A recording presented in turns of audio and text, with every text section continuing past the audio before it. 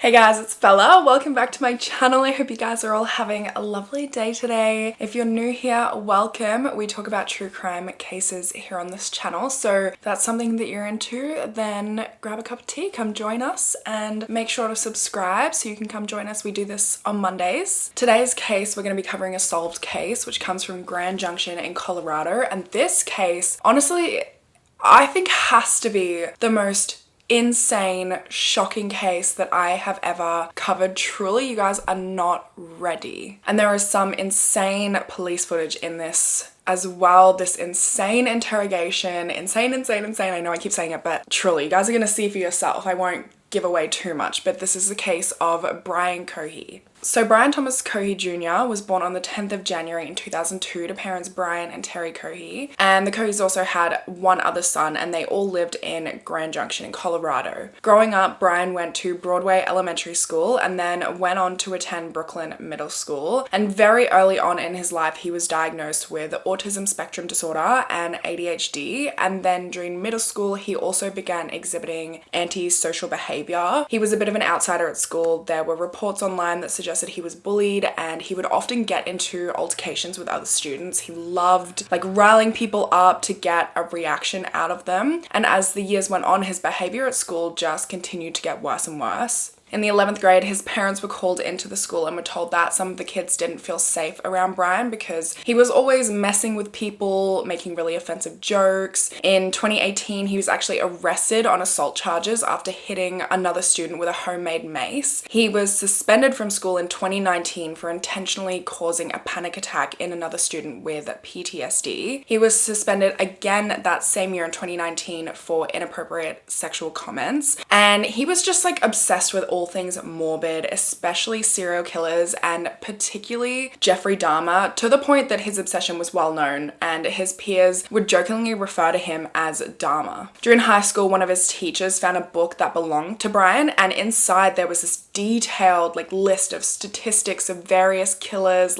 how many kills they got, what their motive was, what their preferred method of murder was. He really loved dark humor and really adopted this identity as this edgy guy who loved to poke the bear. Eventually, he flew a little too close to the sun and had to be moved to another school where he could be better catered to, and so he was moved to R5 High School. He was also taken to the doctor for further analysis regarding his neurodivergence, and his parents were told that there were some indications that he should get further testing for potential psychosis. He was never actually diagnosed for anything related to psychosis, but he had been prescribed medications for ADHD and anxiety. Now, despite his abrasive personality, he actually did manage to, form and maintain a close, small group of friends during his schooling years. After he graduated from high school, he got a job at Safeway, which is a grocery store. It was on Broadway, which is the main street in Grand Junction. By this point, his parents, Terry and Brian Sr., were also divorced. He stayed most nights at his mother, Terry's house, but his father was close by, so he would visit him almost every day, and it was a pretty good co-parenting relationship.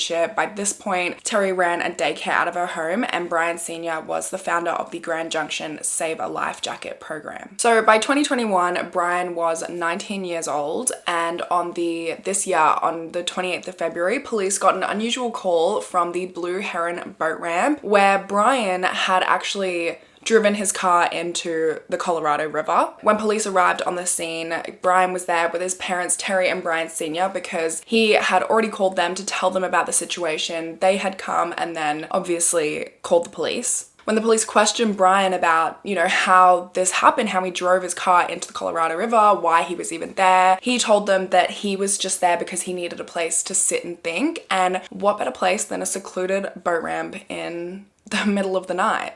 So his story about, that whole night is that he was there, he was parked on the boat ramp with the back of his car facing the water, and he tried to drive away, he just couldn't. His car lost traction and it just kind of rolled into the water. He was inside the car, but he managed to get out of the car, make it back up to the boat ramp, but he was soaked, he had just rolled into the water in his car. He was drenched, and it was February in Colorado, so it was freezing as well. He was really concerned he was going to get hypothermia. His phone was dead by this point, so there was a road nearby. He decided to walk to that road and just wait for a car to pass so that he could get some help, maybe use their phone, tell them what had happened. And that only actually took about 5 minutes until a car passed. It was these two guys, a dad and his son, and Brian flagged them down. They stopped. They let Brian use their phone to call his parents. His parents arrived and they called the police. But while they were waiting for his parents, these two guys also let Brian sit in their car to warm up while he waited for his parents. Based on his story, the police just thought this was like a comical mistake, like some dumb teenager has accidentally rolled his car into the water, and they were kind of laughing about it. They were confused by the situation, but they were kind of like,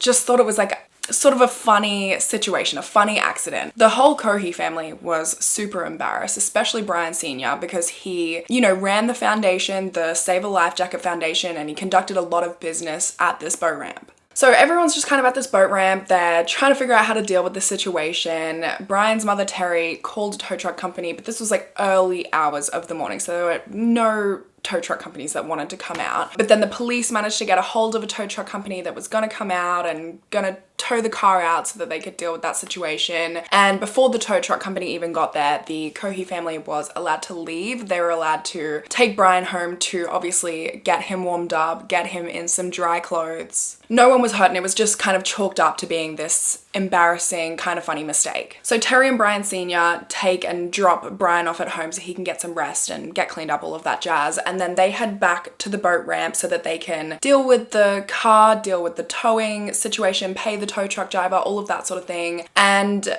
as the tow truck is like pulling the car out of the water, the police notice this like red substance dripping off the back of the car that looks like blood. So they kind of asked Terry, they're like, hey, was Brian injured at all? Like, is this blood? Does this belong to him? They can't really tell because they don't have like a close-up look. So Terry immediately calls Brian to be like, are you okay? They're thinking maybe he didn't realize he hurt himself because, there were so many reasons. He was really cold, so he might not have felt it, or just the whole adrenaline from everything that had happened. He just might have been hurt and might not have realized it, so they were just a little worried. And Brian was really confused. He was like, what do you mean? You think there's blood on the back of the car? Like, I've got no idea about that. I'm fine. And that was sort of that. The police didn't really look into if it was actually blood. They didn't take any samples. They just gave the Cohee's possession of the car back, let them take it home to deal with it. It was not in good shape because, of course, it had been submerged in water. But of course, the situation just felt so innocent that they didn't even bother looking into it. If Brian was okay, if he was uninjured, then there were no issues, you know what I mean? The next day, on the 1st of March, police were actually called back to the Blue Heron boat ramp again because a woman named Monique had reported a man named Warren Barnes missing.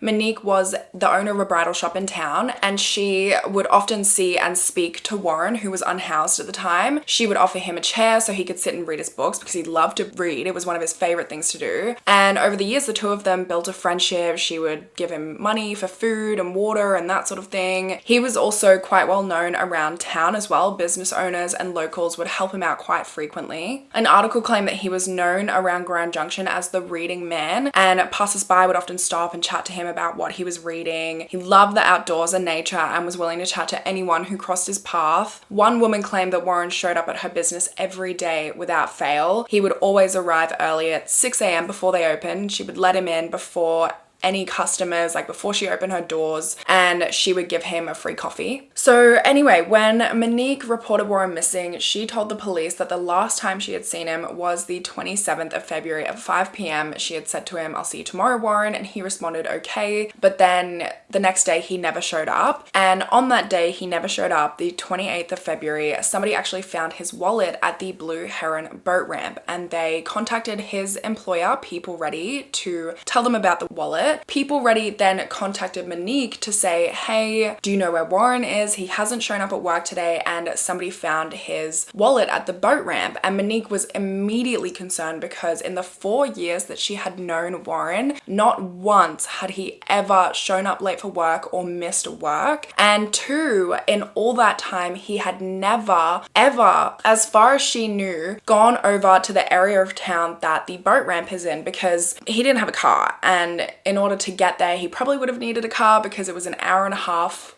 from her bridal store on foot to get to the boat ramp. He also just had no reason to go to the boat ramp. There was no, like, it was just so out of character for him. So she was immediately concerned, and that is why she contacted the police right away to report him missing. She just had this gut feeling that something bad had happened to him, and she was really worried. She provided the police with a photo of Warren from a couple of years earlier. She also told them that the person who had found his wallet was the person who ran the Save a Life Jacket Foundation, which, as we know, is Brian Sr. Turns out Brian Sr. had found it in his son Brian Jr.'s car when he was cleaning it out after they had recovered it from the Colorado River. And he asked Brian Jr. about it. He was like, why is this wallet in your car? And Brian was like, oh, that's right. Like, I found it at the boat ramp and I was going to return it, but I just forgot about it in all of last night's chaos. And Brian Sr. was a little bit suspicious because he was like,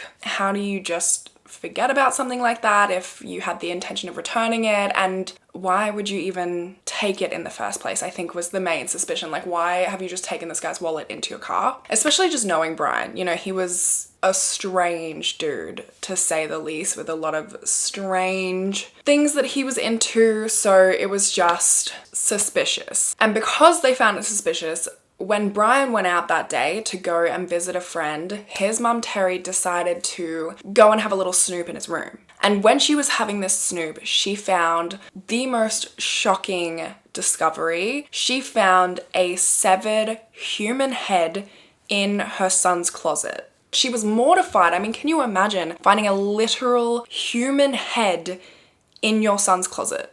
How does your brain even process something like that? There was actually 2 plastic bags in the closet. One had the human head in it, and then the other had something she didn't even know what was in it, but she knew that her son had killed this person. So she took these 2 plastic bags and she went and put them in the kitchen sink. Then she called Brian's dad, Brian Sr., who immediately came to the house to help her deal with what she had just discovered. When Brian Sr. got to the house, he covered the plastic bags in the sink with a towel, and then they called their son, Brian Jr., and told him that he needed to come home because they needed to use the car. And they were just trying to stay calm, or at least make Brian think that they were calm so that he would be none the wiser about the discovery. He would just think it was like any regular day and he would come home as usual. So Brian got their call. He came home to give them the car, and Terry and Brian Sr. didn't actually call the police until Brian pulled up in the driveway because they didn't want to like call the police too early, and then when Brian gets home, the police are already there. He sees the cop cars and he's like, oh shit, they have found the human head in my closet. And then he just, you know, keeps driving or whatever. They wanted to make sure he was home so that the police could come and arrest him, you know? Police arrive at the house very shortly after Brian arrived at Terry's house, his mum's house, and they pull up very casually, no sirens, nothing. They pull up, Brian is still in Terry's driveway, and the police just go over and say, what's going on, man? Your parents seem to have some concerns about something they found in your room. And he says, yeah, I believe so. And the police say, and what would that be? And Brian just tells them it's a human head and hands, and then he admits to murdering the local man that went missing, and he refers to him by the wrong name. He calls him Warren Brown. But he didn't even hesitate to admit guilt and just confirmed what his parents already knew. You know, they found a head in his closet. I find that so hard to wrap my head around. Imagine finding that in your kid's closet. It's just insane, but they knew, you know, but this just like really confirmed it. Their son is standing right there being like, yeah, I killed somebody. He was very cooperative, and you know, police walk him over to the patrol car, put him in the back. They don't even have to handcuff him or anything. He just gets in there willingly. He's very calm about the whole thing. Meanwhile, Terry is like breaking down, and Brian Sr. is trying to comfort her, but they're both just trying to wrap their heads around the fact that their son is a killer and had human remains in the house. Brian was taken to the police, no handcuffs, nothing. Like, he's just in the, I know I already said this, but like they fully take him into the interrogation room, no handcuffs, even though they've just found out he murdered someone. He's a murderer. But I guess his demeanor, like he's just so calm about it. They are not worried that he's gonna be violent towards them or run away or anything. It just, I don't know. But they also take Brian Sr. and Terry to the police station as well, separately. They interviewed them separately, and they leave Brian Jr. waiting while they interview his parents, and they just basically give the police a rundown of everything that had happened over the last 48 hours. Terry told them that they had the car towed from the boat ramp back to their house, and then at the house, they weren't even sure if the car was salvageable. It was pretty much toast, right? The battery had been soaked, everything had been soaked. They thought it was probably going to be a write-off, but Brian Sr. just went through the car to clean it up a bit, and while he was doing so, he found the wallet. And the fact that they found this wallet, and then also there was the whole blood situation. Police thought that they had seen blood on the boot of the car. Just those two things together made them really concerned that their son had been involved in something bad. They even spoke to Brian about it. They asked him about the wallet. I already spoke about that, but they also asked him about the blood that was found on the car, kind of asked him in more detail at home. And he was like, oh, you know, probably from that special effects class that I took. It was probably a fake blood bag that burst, and his parents didn't believe that for a second, which prompted Terry, of course, to go and search his room. Both his parents were, of course, aware of his fascination with everything morbid, with serial killers, with all of that dark sort of stuff, but never in their wildest imagination did they think their son would be capable of murder. Police, when they questioned Brian Sr., he actually told them about something else that he had found in his son's car. In the glove box, he had found a very large knife. And then, of course, he found the wallet, tried to call Warren's employer, People Ready, to return the wallet, which is when he found out that he hadn't come into work. And that is when it just clicked for him. You know, this guy hadn't come into work. His wallet was in his son's car. There's a large knife in the car. There was what seemed to be blood on the boot of the car. It was all just adding up in the worst way possible. And it really is honestly heartbreaking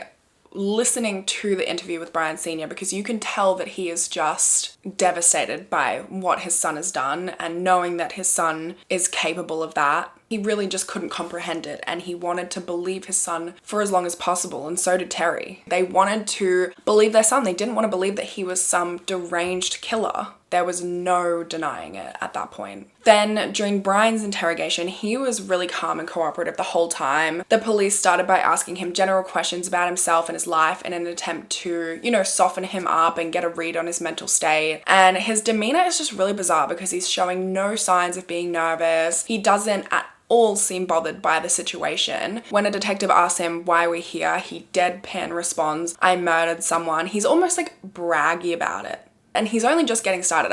He goes into detail about the murder and how he killed Warren. So I'll play a little bit of that now so you can kind of get a sense of what it was like in his interrogation room and how he was acting.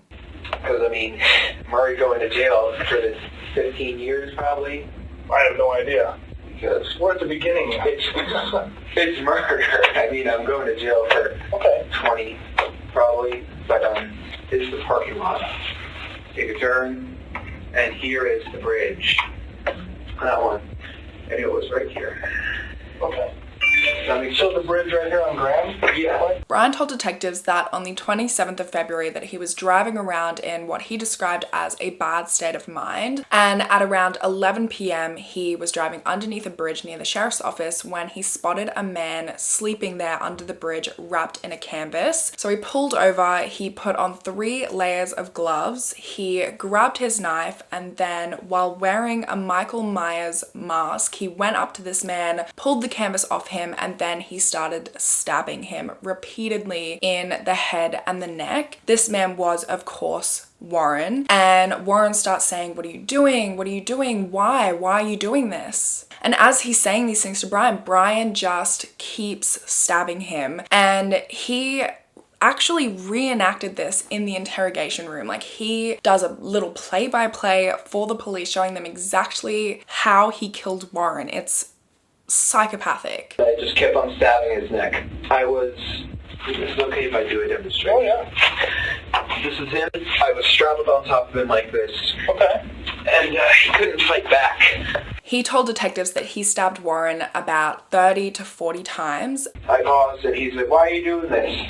And I said, "I've been wanting to do this for a long time." He also said that he knew Warren was dead when he took a final gasp and stopped fighting back. He also told detectives it was surprisingly easy. "I barely broke a sweat," which, like, yeah, you snuck up on an unhoused man and just started stabbing him out of nowhere. This defenseless man. He even goes into more detail and he tells them that while he was murdering Warren, he was making these animal noises and growling, and he was saying to Warren, like, over and over again, he was saying dirty, dirty, stinky, stinky. It was actually surprisingly easy. I was barely breaking a sweat. I thought, oh, this guy, he's going to be tough. But no, it was actually surprisingly easy. And during the time I was growling and making animalistic noises, after I killed him, I just couldn't stop saying stinky, dirty, dirty, stinky, stinky. And just his voice and like his reenactment of this entire situation just really proved how unremorseful he was about the whole situation. He was actually proud of what he had done. He was proud to have made his first kill and joined, you know, the list of the Tiny Dick Club, you know, this list of psychopath killers and serial killers. And he is smiling while he's telling the story of how he killed this man, and it is so fucking creepy. At one point he even like stops while he's retelling and reenacting the situation, and he says, "Sorry, that's morbid," while laughing. He said that the whole incident, the whole killing, took about a minute to a minute and a half, and that when he was done, Warren's head was pretty much detached from his body. And the fact that he had admitted to putting on 3 layers of gloves proves that he had these gloves, like 3 different sets of gloves, in his car just waiting for this moment. He had been waiting to do this for a long time, and then this night he had just finally gotten the courage to do so, to kill somebody. He said that after he killed Warren, he then cut open his stomach so that he could see his guts. He then stripped Warren and decapitated him. Then he cut off his hands before giving him a Glasgow smile, which is basically like a Joker smile. Warren was mutilated in more ways than you can imagine. Even Brian had trouble recalling all of the ways in which he had mutilated Warren. I was so excited, so rushed up on adrenaline, and I was just woo. And after he was done, he took photos of Warren and of the scene, but these photos had been deleted from his phone. But with the help of the US Secret Service, they were actually able to recover these photos. So Brian goes on in his interrogation to say that he stabbed Warren in the eyes multiple times and put both of his hands in Ziploc bags. He cut off his right arm in 2 sections, but was only able to cut off half of his left arm. He left Warren's body behind, but put the head in an old pizza box, and then he put the head and the hands in the boot of his car before driving home, putting the head and the hands in his room, and then he cleaned the knife. He also threw away any other evidence from that night, and then he washed his clothes that he had worn during the murder as well. As he's describing everything, he is really going into as much detail as he can. He doesn't want to leave anything out. He wants them to know every single last little detail. He's reenacting it all. He even goes as far as to like draw a bird's eye picture so they know exactly where it happened, how it happened.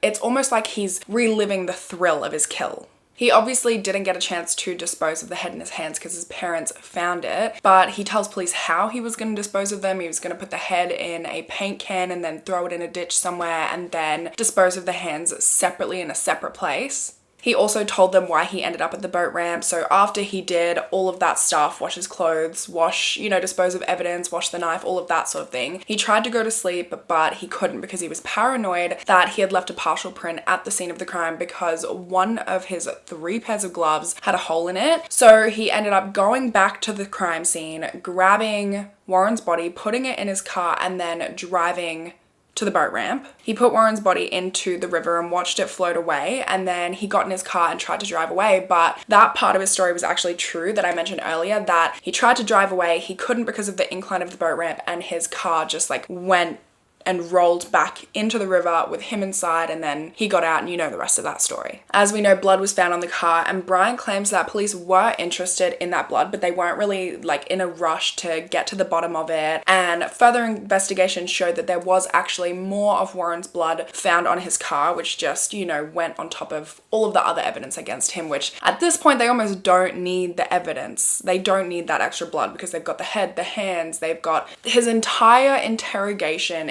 which is just the creepiest thing. Like, he just is so excited to tell them all of the details of his murder. He's making these morbid jokes, he's laughing, he's smiling. He really made his whole personality just being this like edgelord guy who was obsessed with morbid things and really just was offensive. And honestly, the signs that he would do this, it sounds like they were there, because he sounds like a massive freak. But his parents just, although the signs were there, they just never thought that their son would be capable of anything like this. They just thought he just liked morbid things. They just thought maybe his obsession with these dark things was just a part of his neurodivergence. His mother Terry said that, you know, in her interview, she said that she was aware of his morbid sense of humor and his obsession with murder and killers, but that she actually got him a book about crime scene investigations to try and channel it in a good way and maybe steer him down the path of wanting to look at it from maybe that perspective, an investigative perspective. Police also went and spoke to Brian's friend Killen. She was the one that Brian was hanging out with the day that his parents discovered the human remains in his closet. And Killen and Brian had been friends since the 9th grade. And she said that Brian had always been provocative, and she described him like this.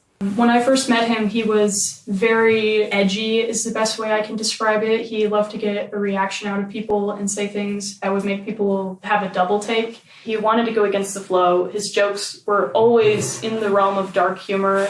Very rarely did he make jokes that weren't somehow relating to death or violence or destruction or breaking the law, or just basically just humor that is considered dark humor. Detectives also spoke with Killen's mother, and she said that she had been home the day that Killen and Brian had been hanging out the day that the remains were discovered, and that when he got the call from his parents saying they needed to borrow the car, he left super abruptly after that car, so much so that he actually left tire marks when he drove off. She also told detectives that Killen had told her that Brian had said that he was going to kill a homeless person because nobody would miss them, so he could get away with it. Killen denies that she ever said this to her mum, because she denies that Brian ever said that to her. But she did say that Brian often spoke about killing people, and she said that she thought that if he ever snapped and killed somebody, that she expected it to be on a larger scale. She said, quote, "I was surprised that he had killed someone, but I was also surprised that he only killed one person," which is so insane to me, because like, you think that your friend is capable of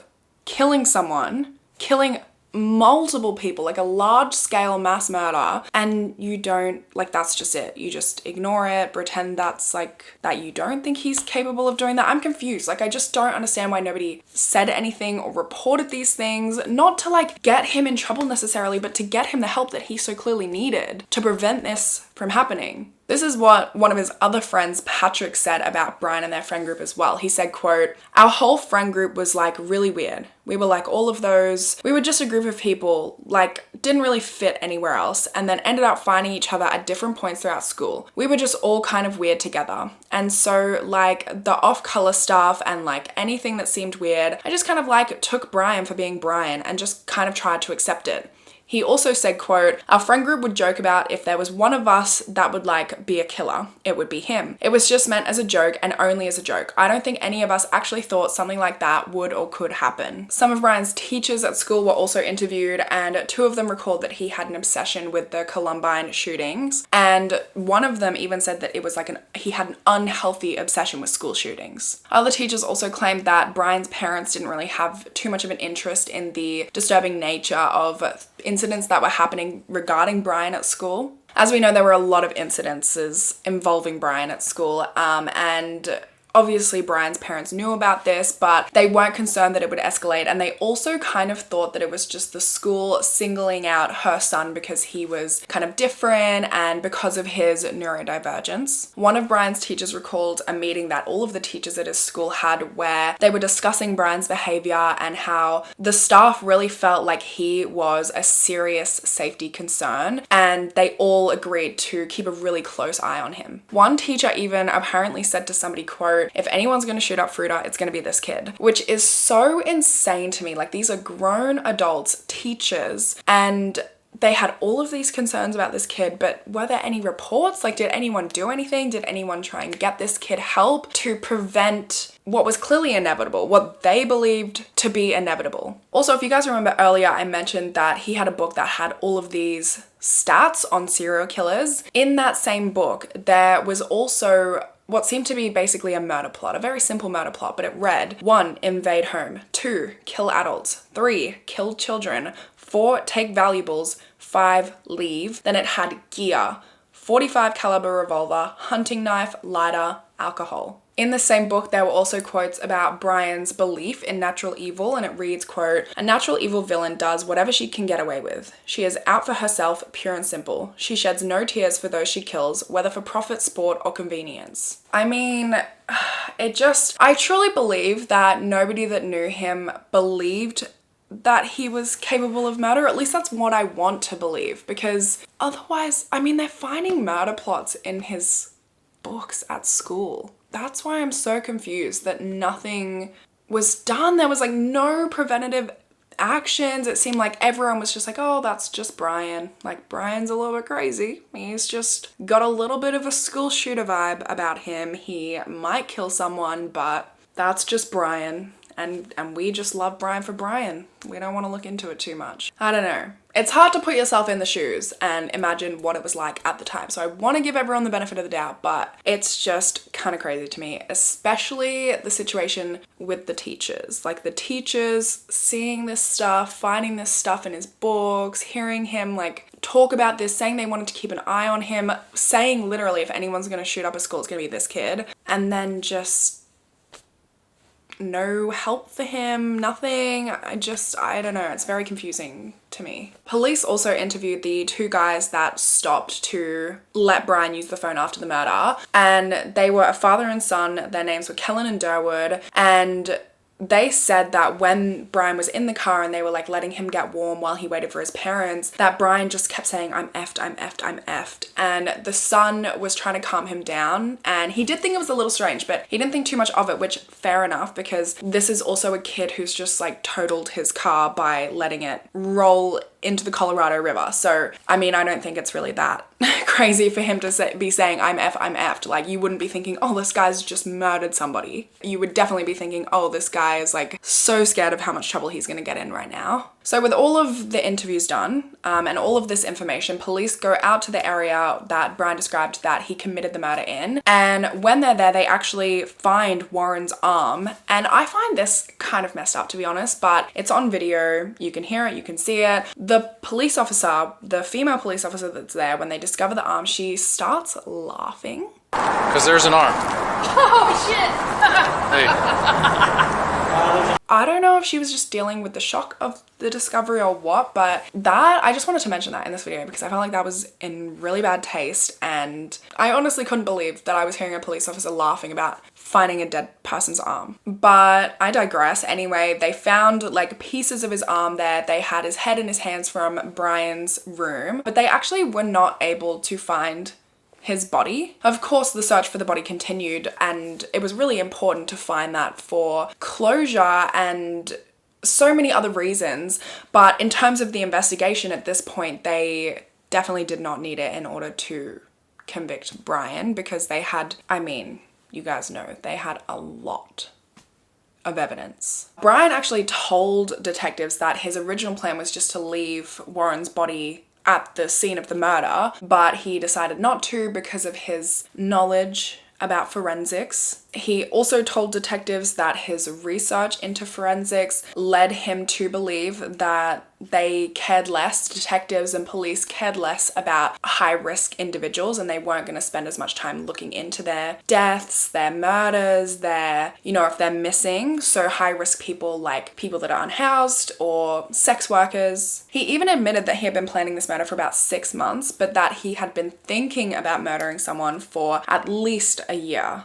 His internet search history was also very telling. He had been Googling how to deal with homicidal thoughts, homicidal ideation, homicidal thoughts every day. He also searched how do people react to a home invasion, how do people react to being held at knife point, how deadly is a neck stab wound. In the months leading up to the murder, he also was looking up articles on the murder of an unhoused man in Baton Rouge. He also searched extreme paranoia, schizoid and paranoid personality disorder, and avoidant personality. The day after the murder on the 28th of February, he also searched how to wipe data from an Android phone, does a river wash away evidence, and the next day he Googled how to dispose of organic refuse. Brian himself also claims that he has high-functioning Asperger's, ADHD, major depressive disorder, and schizo something is what he said. So this could be schizophrenia, schizoaffective, schizotypal, or schizoid disorder. He claims that he was never officially diagnosed with anything in the realm of schizophrenia, but that he was having delusions. He felt like everybody was staring at him. He became obsessed with people staring at him. He felt like everyone was watching him, including birds. And so because of all of this, detectives were in his interrogation being very careful with the questions they asked him. They're being very specific because they want to get an idea and a picture of his state of mind at the time of the murder, because they also want to avoid an insanity defense. This crime is pretty much about as premeditated as they come. So they really just want to avoid any potential way of him getting out of it. As they're asking him all of these questions and trying to do this, Brian actually says something insane. He says, "Call me weird, but I think that everybody has had thoughts of shooting up their school. I guess I just don't really like people," which I have to disagree. I really don't think everyone has thought of shooting up their school. I really don't. Call me weird, but I don't. And if you can believe it, things actually get even worse. Like, he just keeps going. He doesn't stop at Warren. He just keeps going.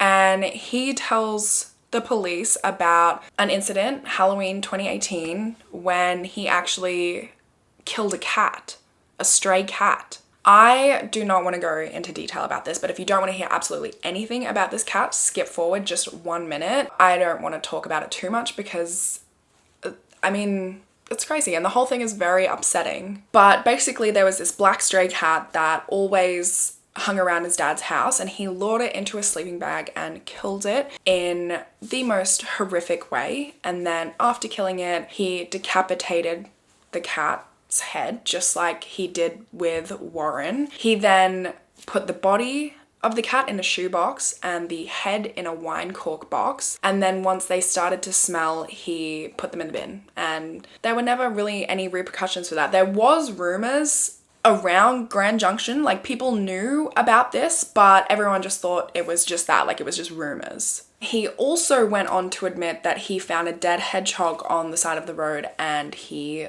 skinned it. And then he also told the detectives, this guy just really yapped. Like, this guy just needed to stop talking at a point, but he loved a yarn. And he told the detectives about an incident when his parents actually found a murder kit in his room. Last year, my parents found a kit I had been assembling. It had hammers, shovels, knives, large zip ties, duct tape, saw. That was meant for hurting people. And his parents kind of had an intervention with him, and they were like, you need to throw the murder kit away. It was like an ultimatum. It was like, throw the murder kit away or we're calling the police, which is also crazy because it was obviously at a point where his parents were already considering calling the police about a murder kit they found in his room. They obviously thought that was weird, but still weren't convinced that he was capable of murder. I just don't know why nobody got this guy help. I feel like he really needed some help. I don't know if it could have been prevented, even with help. I don't know what he was like. Obviously, I was not there in the situation, but it just is insane to hear it all. Detectives asked him what his plan was with the murder kit, and he said that his original plan was to find a sex worker to hold them captive, like subdue them, hold them captive while he tortured them. They were really trying to also figure out his motive. So they asked him if he got any sexual gratification. He said no. They said to him, you know, Ted Bundy did it for these reasons. Ed Kemper did it for these reasons. Like, what was your reason? And he said, I wasn't inspired by anybody, but if these people can do it, so can I. And therein lies his motive, really. Like, he just wanted to be like these people. He just wanted to be another one of these notorious killers. He read about Ted Bundy and the Zodiac killers, and he wanted to do something similar. And he said that he had always been curious about what murder felt like. The investigation into Brian also uncovered a Reddit account of his where he just like would make comments regarding his viewpoints and his opinions, very questionable viewpoints and opinions. And they weren't really that incriminating, but they were just kind of creepy and gave a lot of insight as to the inner workings of his mind. Towards the end of his interrogation, it seems like he kind of realized that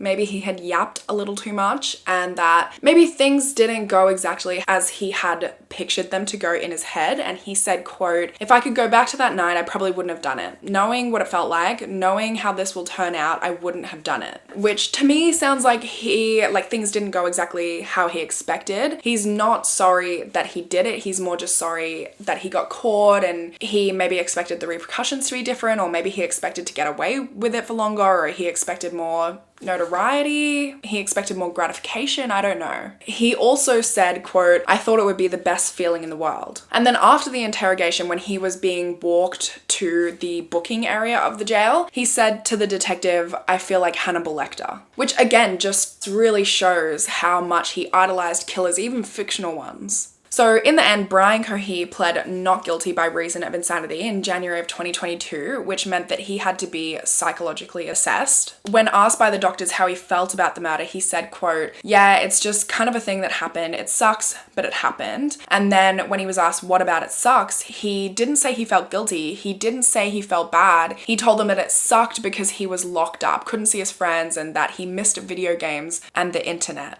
So it doesn't suck because a guy is dead, it sucks because he can't play video games. Judge Richard Gurley, who presided over the case, said it was one of the most horrific cases he had ever encountered in his over 37 years in the criminal justice system. And then in February of 2023, a jury ultimately rejected the insanity defense and found him guilty of 1 count of murder in the first degree, 1 count of evidence tampering, and 2 counts of tampering with a deceased human body. He was sentenced to life in prison without the possibility of parole, plus an additional 13 years. And he is currently incarcerated at the Buena Vista Correctional Complex in Colorado Springs. Warren's life is remembered by a memorial constructed at Monique's bridal shop in Grand Junction. And if there's anything you take away from this case, I would love for it to be an appreciation of how loved Warren was. All of the locals in Grand Junction knew of him, and it was a common sight to see him reading or feeding the birds, and he really touched the hearts of so many people. And it breaks my heart that he was taken away for such selfish reasons. I mean, all murder is selfish, but this is just so senseless. And it devastated so many people in Grand Junction that knew and loved Warren.